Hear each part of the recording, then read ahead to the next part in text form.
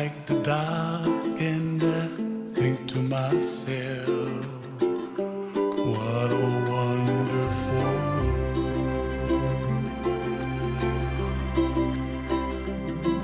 The colors of the rainbow, so pretty in the sky, are also on the faces of people passing by. I see friends shaking hands, singing, how do you do? They really say, I love you.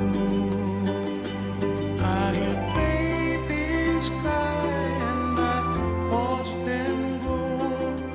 They'll learn much more than we'll know, and I think to myself, what a wonderful world.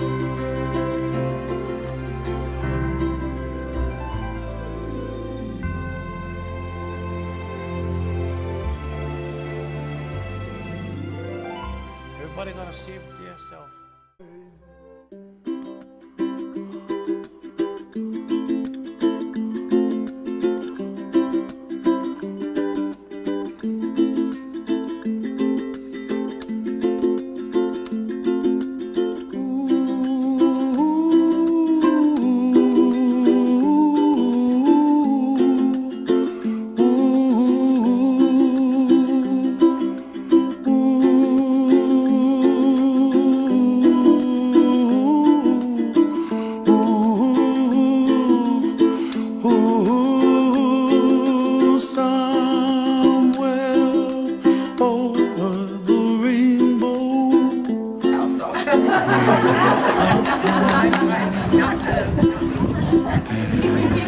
The dreams that you dream of once in a lullaby.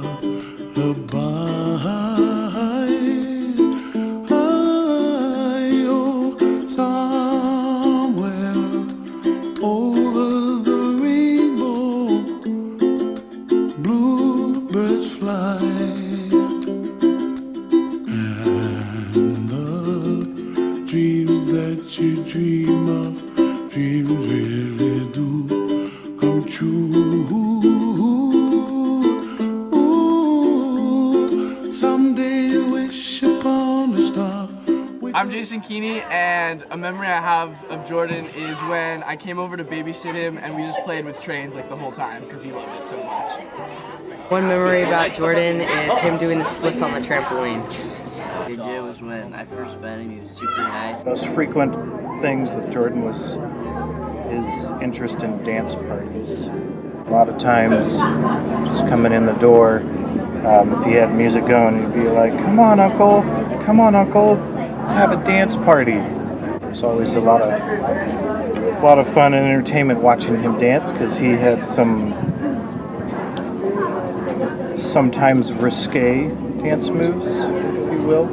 It was always a lot of fun dancing with him. My favorite is when he would just come up to me and say, Lisa's daddy, Lisa's daddy.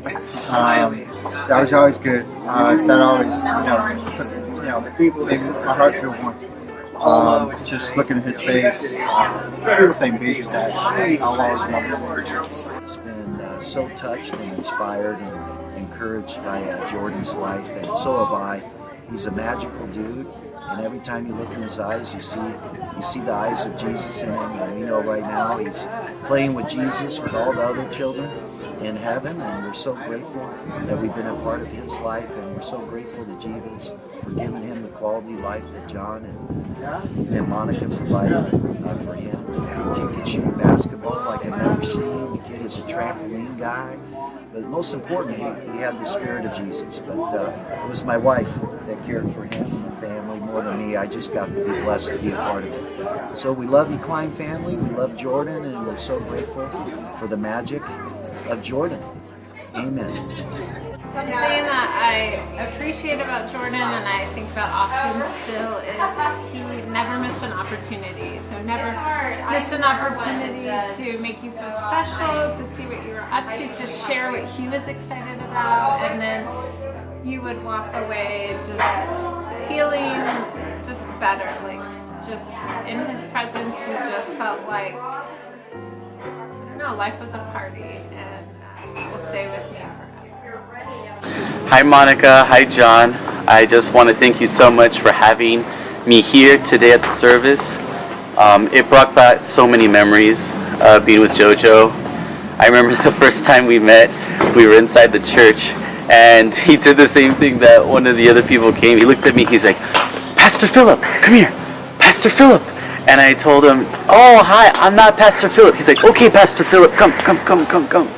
And ever since then, he's always called me Pastor Philip, but one thing I've noticed is he's a born leader. He's a born leader, and it reminds me of the scripture in Isaiah. It says when Christ comes, there's going to be the lion lies with the sheep, and all the different animals. It's countercultural. It's countercultural for a child to lead, and that scripture finishes by saying a child should lead them. And JoJo lived that. He led older people to God in a very profound and special way, and that's how I'm going to remember him. No matter what, he was a leader, and he was a child, and he's led many to Christ because of that. So thank you for sharing him with me, with us, and thank you for being just a blessing. We love you guys. You, Jordan. I know this is a trying time, and I'm gonna miss the times that we spent together. And when you'd see me in a room, you'd notice and say, "Uncle Alex," and it just touched me. And I appreciate your love, your great love for Star Wars, because it's a passion of mine as well. And I'm gonna miss you deeply, and hope to see you soon, Jordan. I love you. Klein family. We were so blessed when we moved onto the street and met you and became part of this whole amazing world that you guys have. Monica, you thanked me once for still loving your family and JoJo, knowing everything that would happen. And I know I've told you this before, but we so fell in love with you guys the minute we met you. Our whole family adores you. Jordan has been the light of my life, has made me a better mom, a better person. My goal now is to greet everyone the JoJo way, with such love and attention, and give every person the time that they truly deserve. So thank you for Jordan, thank you for loving us, thank you for being family to us, and always adopting us on holidays and bringing us to the Mountain House. We love you so much, and if Chase and Hayden were here, they would say, we love our JoJo. Love you guys. JoJo was really, really special to me and my family. He used to call me Tiana, and we would always hang out together. He was really awesome. Yeah, we love your Kleins. We love our family. Your family is very special to us. JoJo was so sweet. Whenever I would come pick up the boys for school, he would run out in his pajamas and no shoes and come screaming, Tiana, Tiana. Such a sweet boy. He is so joyful and full of life. We love you guys. Jordan, it's Ben. I gotta thank you, buddy. You have taken me on a new path in life, and you're the sole reason. You're a true gift from God, and I can't thank you enough, buddy. From the short time that I've known you, you've stuck with me ever since we met, and from just the simple days we were out walking around talking, and of course our pool game is often brought up in conversation, but that was a true, pure gesture of our friendship, of how simple it can be, and me and you had a ball, and I can't cherish that moment enough. And you have led me to meet more and more amazing people that have touched your life, and you have touched theirs more than you could ever imagine, with your smile and your drive for having fun, and there was no holding back. saw something and you had the determination to go and make things better and happier and more joyful.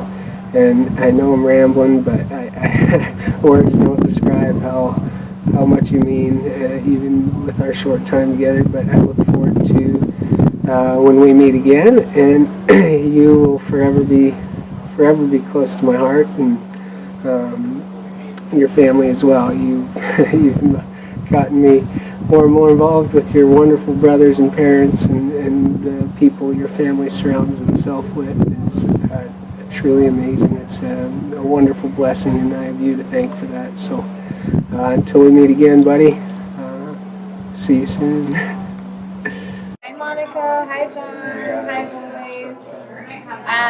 JoJo inspired stories. There's too many. The ones I think about when I with JoJo is, Monica, you make fun of me for this, is like, right? I come in the room after playing or working all day or at Mammoth, and then I'm like, sit down on the couch, a couple minutes quiet, and Uncle Ernie, come play. Like, yes, JoJo, and move, and I'd sit somewhere else. Uncle Ernie. So I'm just gonna miss that voice. I hear it all the time anyway, so miss that guy. I have so many, but I think what I miss most is JoJo just saying, "Come sit with your auntie, come sit with me," and just sitting and watching TV or playing Legos or playing cars or doing whatever he wanted to do. But I just miss sitting next to him, being next to him. But he continues to live on in our hearts and with our children. And Deacon and Baron are utterly in love with him and will continue to be as well as us. And he inspires us in the way that we walk every single day, and even more so now. I love the memories we had with him and with you guys. Love you guys. Well, Jordan, we all miss you. Except I have some very fond memories of playing with Jordan's soldiers, and also in the hospital when he was under the weather, shall we say, and we were playing cars. And he used to make them jump and fall, and the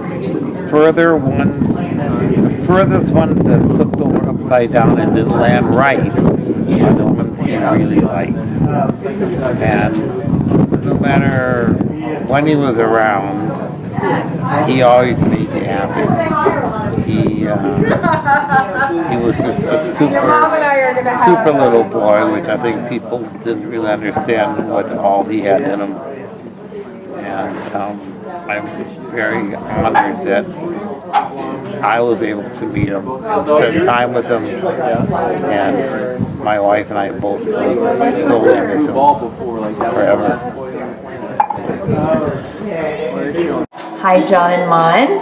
I just want to let you know how much I love you guys, and as I'm thinking about memories with Jordan, the one that sticks out is probably one of the last times that I saw him, and that's when I was staying at your house and I was getting ready to take a shower, and in good Klein fashion, he just opened the door as I was getting ready to get in the shower, and that's so Monica.